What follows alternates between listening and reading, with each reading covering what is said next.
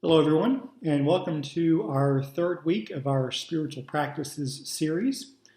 This week we are going to be talking about Sabbath.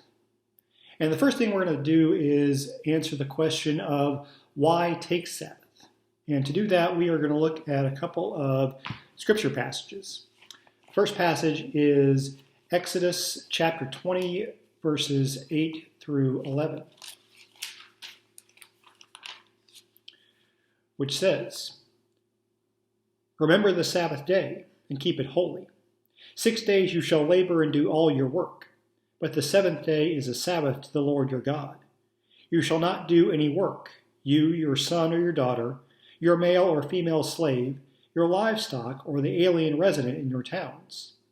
For in 6 days the Lord made heaven and earth, the sea and all that is in them, but rested the seventh day. Therefore the Lord blessed the seventh day and consecrated it." And the second passage we'll look at is from Deuteronomy chapter 5, verses 12 through 15.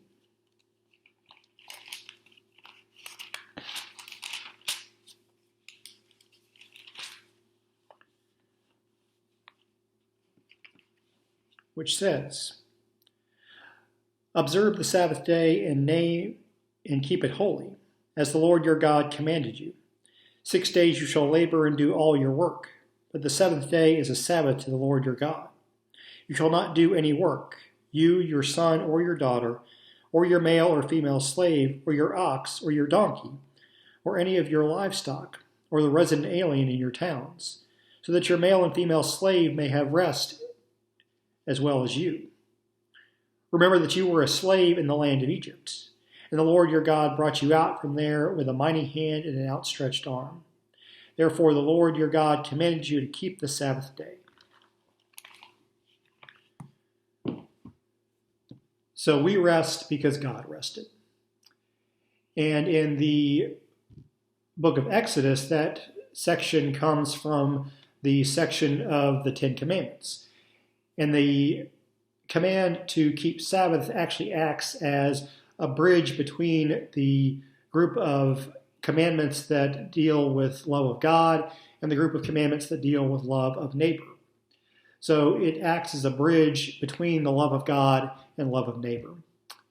And as you could tell from the readings in both Exodus and Deuteronomy, this is not just an admonition for us as individuals to take a break, but it's an opportunity for our entire household to take a break.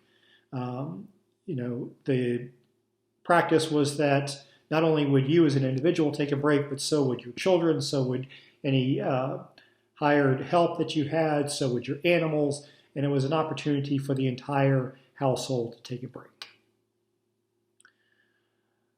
So another reason why we keep Sabbath is because it helps us set boundaries.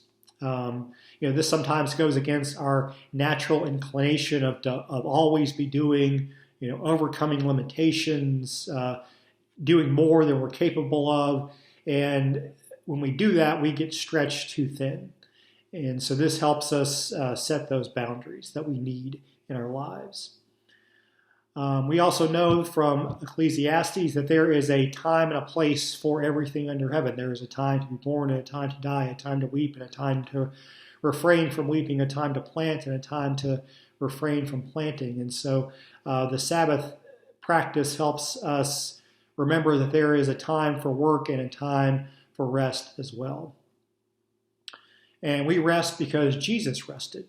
There are multiple times in the Gospels we have stories of Jesus going off to a quiet place to get away from the crowds. And we often think of Jesus being superhuman and not needing rest, but in fact Jesus did need rest just like the rest of us. And so Jesus did intentionally take time away for Sabbath. Sabbath is a pretty ancient practice. The writers of Genesis did not come up with the practice of Sabbath on their own. For many years before that, ancient societies have been following a pattern of work and rest, sometimes defined by the movement of the moon and the lunar phases of the moon, and other times just followed by a clearly defined pattern, whether it was so many days of work and so many days of rest. But there was a pattern in a lot of ancient societies of work and rest. In the early church, Sabbath was seen as a time for otium sanctum, which is Latin for holy leisure, which was a sacred time set aside for the spirit to convert the mind and make space for God in the midst of daily life. Of course, in more recent times, Sabbath has been seen as a time set aside for no work and no fun. Will Willimon, in his book Resident Alien, starts out the book with a story about this monumental shift that occurred, or at least in his own mind and in his own town, when the local movie theater opened for the first time on a Sunday. And many of y'all probably remember the time when everything was closed on Sundays, and we had the blue laws in effect where you couldn't buy alcohol, or you couldn't go to the movies, or you couldn't do any kind of business on a Sunday. And so for a lot of folks, Sabbath kind of came to be known as a time of no work, but also not being able to do anything fun or celebratory. But for our Jewish friends, where we get the practice of Sabbath from and who really take the practice of Sabbath seriously, Sabbath is seen as a celebration. It begins at sundown on Friday, and in a lot of Jewish households, candles are lit, and the best dinnerware is set out, and the best food is prepared ahead of time. And in some families, songs are sung in the direction of the door in order to welcome in the Sabbath. And then for the next 24 hours, no work is done. And in a lot of Jewish circles, work is defined as whatever requires changing the natural material world. So anything that requires changing the natural world is considered work and is not done on the Sabbath. So how do we practice Sabbath? What are some things we can do to practice Sabbath? The first thing we have to do if we are going to practice Sabbath is set aside time to do it. Ideally, following that pattern of work and rest. So working for 6 days, not working for 1 day. It doesn't necessarily have to be Sunday. If you're somebody who usually works on Sundays like I am, then your Sabbath can be another day of the week. But this should really be a time set aside for prayer, worship, relaxation, any hobbies you enjoy. It should really not be another day to catch up on work. It should, or to catch up on running errands or doing any of those things that you might have not got done during the week. It's really supposed to be a time for rest, relaxation, and play.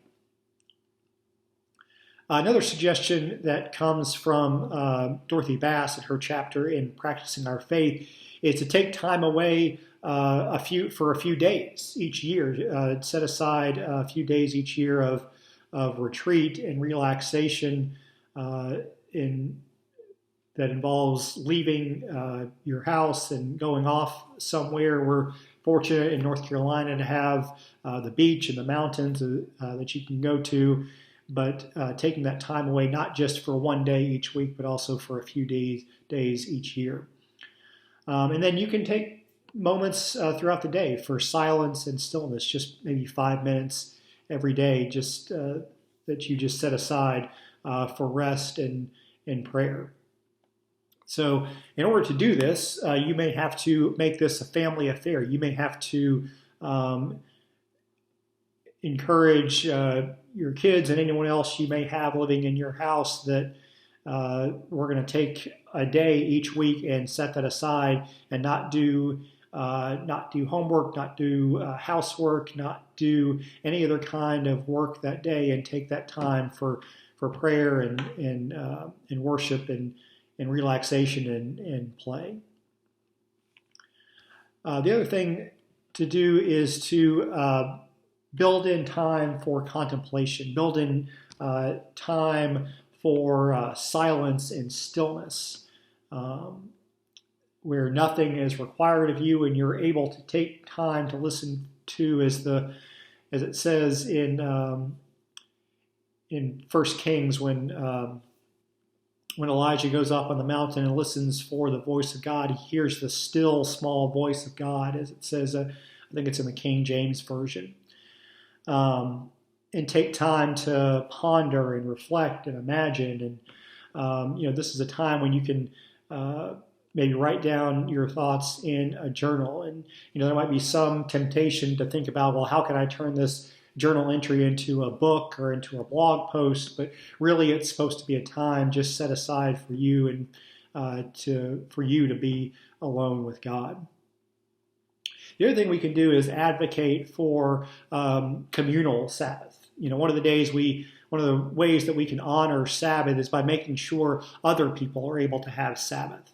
This means advocating for a living wage so that people don't necessarily have to work 7 days a week, maybe 2 and 3 jobs just to make ends meet.